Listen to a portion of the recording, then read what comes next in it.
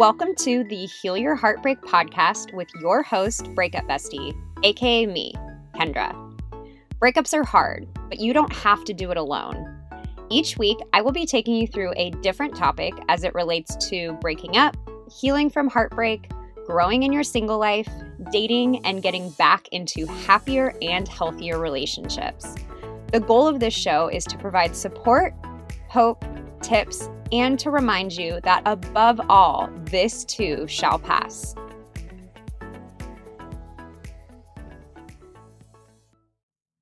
Hi, everyone, and welcome back to another episode of the Heal Your Heartbreak podcast. Today, I am going to be talking about a topic that is very near and dear to my heart, and you'll find out why a little bit later in the episode. But today we're going to be talking about gaining back self-esteem after going through a breakup.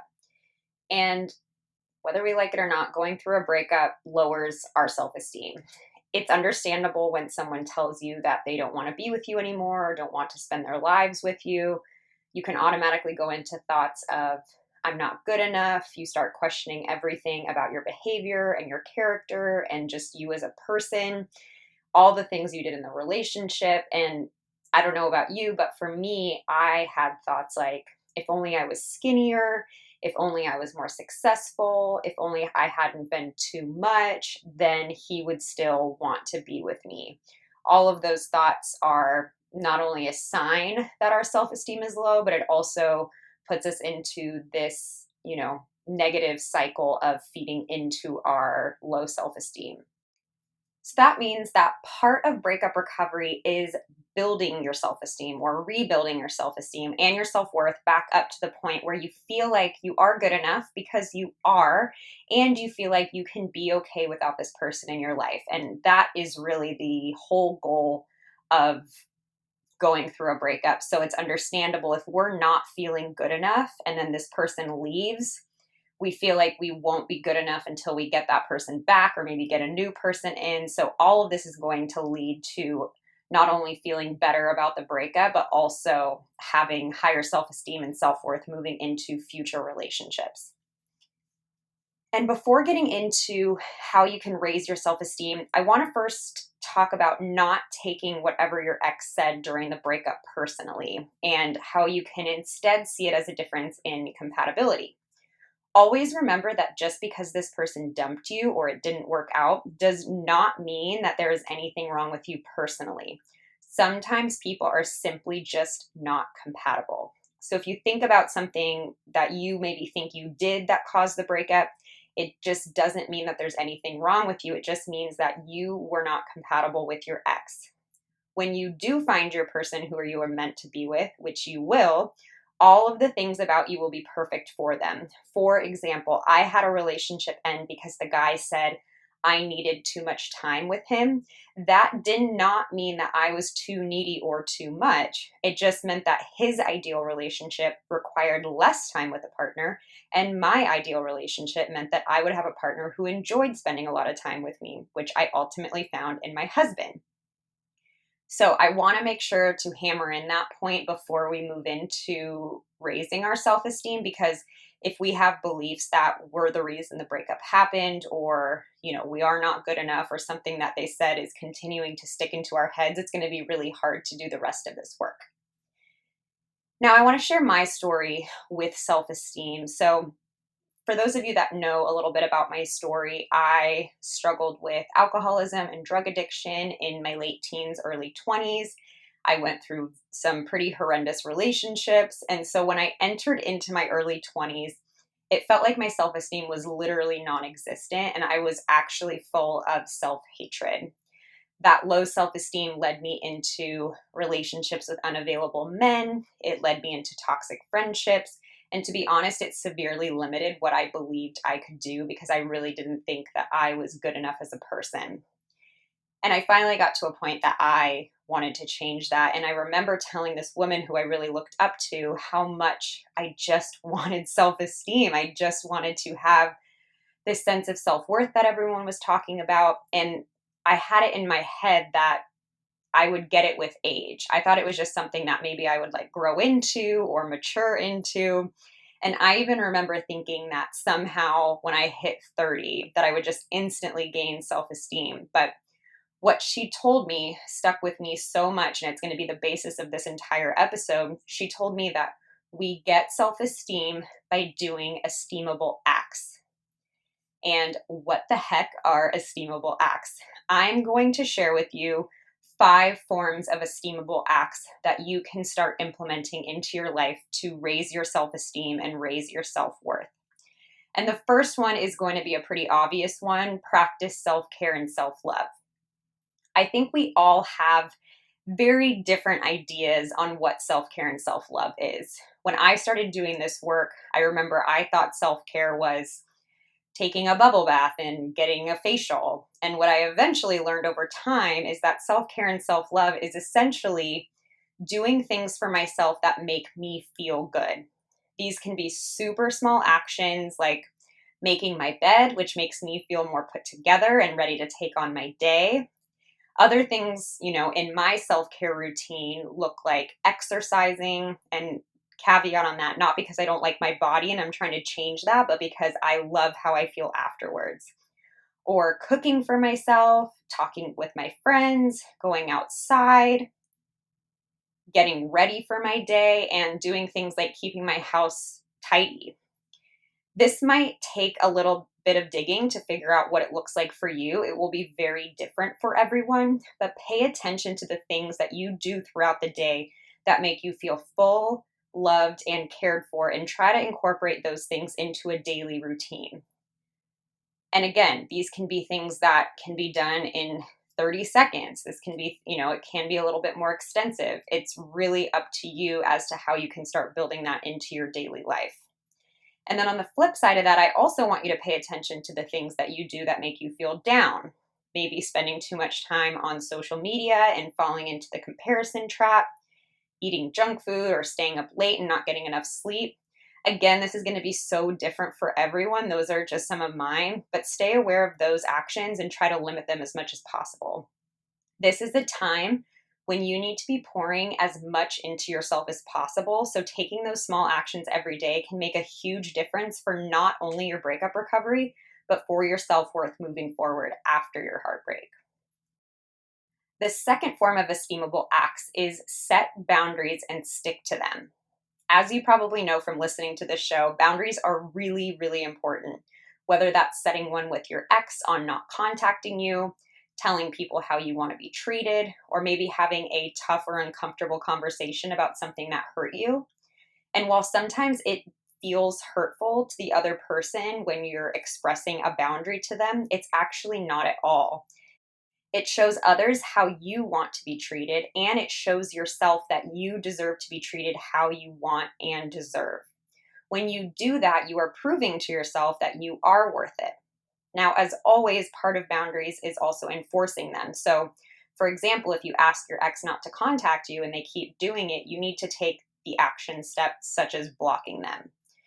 But the good news is that every time you enforce a boundary, it is another self-esteem boost because you are again showing yourself that you are worth having needs. This is big because when I was going through my struggle with self-hatred, I did not believe that I deserved to have needs. So I would never have those uncomfortable conversations or stand up for myself because I didn't think that I was worth it. But in doing all this work and acting as if and still setting those boundaries, even if it felt hard, I began to show myself that I am worthy of having needs. And if I set them, other people will show up and I will attract the right kind of people into my life. If you need more on boundaries, I highly recommend you listen to the full episode that I did on it. This episode is brought to you by my course, Heal Your Breakup. If you like what you hear on this show and you want more, you can work with me directly using my online course. If you feel like you'll never be able to let go of your ex, if you feel stuck in healing your heart, if you have no idea what steps to take to start moving forward, this course is for you. I take you through my entire healing system that got me out of my miserable pit from multiple heart-crushing breakups into a happy and successful relationship. We cover how to start feeling better, detoxing your ex, setting boundaries, processing your feelings so they don't pop up in the future, forgiveness, letting go of anger, building self-esteem, how you want to move forward into future relationships, and more. This is everything you need to get over a breakup at your disposal right when you purchase the course. Oh, and did I mention that it has a 100% satisfaction money back guarantee? You literally have nothing to lose and so much freedom to gain. I'm also offering all of my amazing podcast listeners a $25 off code. To start your healing today, go to healyourbreakupcourse.com and use the code podcast for $25 off. That's healyourbreakupcourse.com. Now back to the show. Okay, so the third esteemable act to raise your self-esteem is stick to commitments, or essentially keep the promises that you make. Now, I used to be a very flaky person. I would bail last minute on plans or just not show up when I said I was going to show up. And I started noticing how icky I felt about myself when I would do that. It was definitely a contributor to my low self-esteem because I wasn't someone that could be counted on. That was not an esteemable thing to do. But when I was able to start keeping promises and showing up, I felt significantly better. And also, the most important person to keep commitments to is yourself. So if you tell yourself you're not going to text your ex and then you keep that promise, it will raise your self-esteem. When you tell yourself you're going to exercise tomorrow and you do it, that will raise your self-esteem. Again, all of this stuff, this is probably going to sound repetitive, but all of this stuff is showing that you are worth keeping a promise to yourself. You are worth keeping a promise to other people. You are someone that can be counted on. You are an amazing person. And this also includes overcoming challenging situations and pushing through them. Think about a time in your life where you faced something super challenging. Maybe you faced a fear you didn't think you could, or maybe you got through like a college class you didn't think you were going to be able to get through. How did you feel afterward? You probably felt amazing. You felt accomplished. You felt super proud of yourself. And I would assume you got a pretty big dose of self-esteem. So think about it that way. All of these promises that you are keeping to other people, to yourself, you are sticking to challenges, even if they get hard, all of that stuff is going to elevate your self-esteem. The next thing is be of service. And service doesn't necessarily equate with charity, donating money, or it doesn't even need to be like formally volunteering at a homeless shelter or something like that, though you could do that. That would be amazing. But I really want to touch on the acts of you've heard the term small acts of kindness, small acts of service. So this can include picking up a piece of trash that you see on the ground, returning your shopping cart after you go grocery shopping, holding the door for someone else. Whoever we do an act of service for, so say the person that you hold the door open for, yeah, they'll totally appreciate it. It'll probably bring a little smile to their face. They'll say thank you.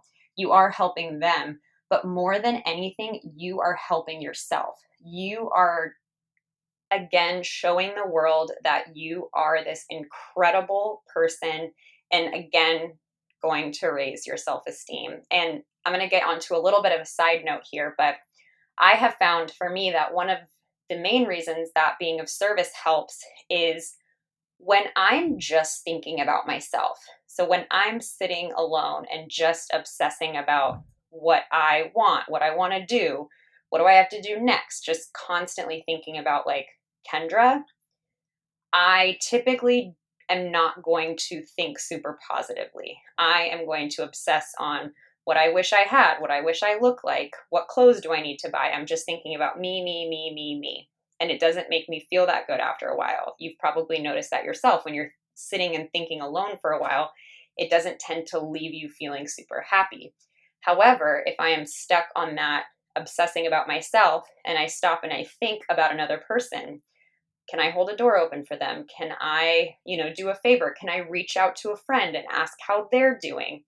All of that stuff, I'm taking myself out of my own head and giving myself that little break.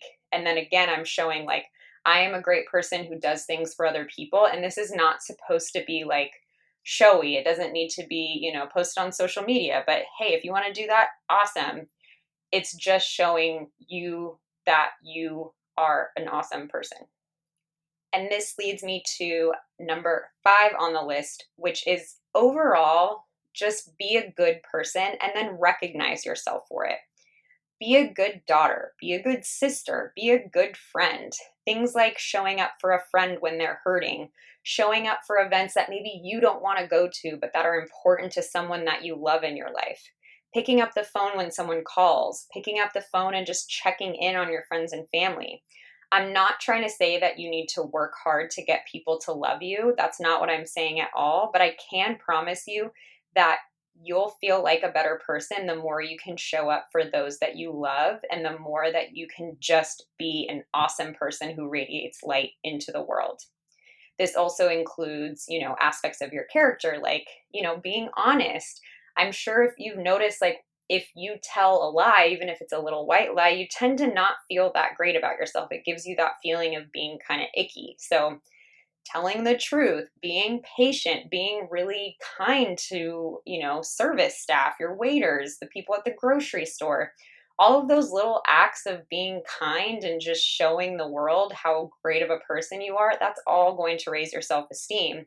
And then the last thing is making sure that you give yourself a pat on the back for it. Again, it doesn't need to be done in like a showy way, but what I have found to be helpful is at the end of every night, like writing down 3 things that I'm proud of myself of. We tend to be really hard on ourselves and we tend to hone in on all the bad things that we did throughout the day. So it's really important to balance that out and also recognize that, oh yeah, I called a friend today, or I was there for when someone was in need. I helped someone with their grocery bags. All of those things will raise your self-esteem. One final note before I close is that continuing to go back to someone who broke up with you, someone who doesn't treat you well, someone that is mean to you or toxic or any of those things, that's going to be a surefire way to reverse a lot of these things that you're doing and will lower your self-esteem because you are settling for something less than you actually deserve. So you're showing yourself and others that you don't deserve what you want, which is not true. So as much as possible, please try not to do that. I give you a lot of reasons in these podcasts as to why to not go back to your ex, but as this pertains to self-esteem, that's definitely a way to lower it. But remember at the end of the day that going through a tough breakup and getting through to the other side is going to be a big self-esteem booster in and of itself. You're showing yourself that you're able to overcome a very hard situation. These tips are all ways to amp that up, but just remember, like, going through this situation is going to help you in the long run. And I know I threw a lot at you in this episode, but even if you take 1 or 2 action items away and start implementing them, then you are going to be on the right track to growing your self-esteem. Please remember that it's a journey. Like, none of us are going to wake up one day and instantly have self-esteem. Even for me, I've been consciously working on it for a while, and it's still a process. I still have days where I feel really low and I don't like myself, but I'm happy to report that by doing all of these actions that I explained to you, like, most days I really like myself, which if you had asked me that 8 years ago, I definitely would not have been able to say that. I would not have been able to look at myself in the mirror and think, I really like Kendra. She's a great person. And today I'm able to do that, and you can do that too. So I will see you here next week. I hope you enjoyed today's show. If you loved it, I hope you'll leave me a review and share with your friends. If you're interested in learning more about my course, Heal Your Breakup, where I take you step by step through my entire healing process, you can find more info at my website, breakupbestie.com. And if you're new, don't forget to join our private Facebook group so you can connect with other women going through the same thing and seek support. You can search Breakup Bestie Support Group on Facebook to join. Lastly, if you're not already following me on Instagram, I share new tips and support every single day. You can find me at Your Breakup Bestie. Most importantly, hang in there, stay connected with loved ones, be nice to yourself, and remember, it's all going to be okay. I promise.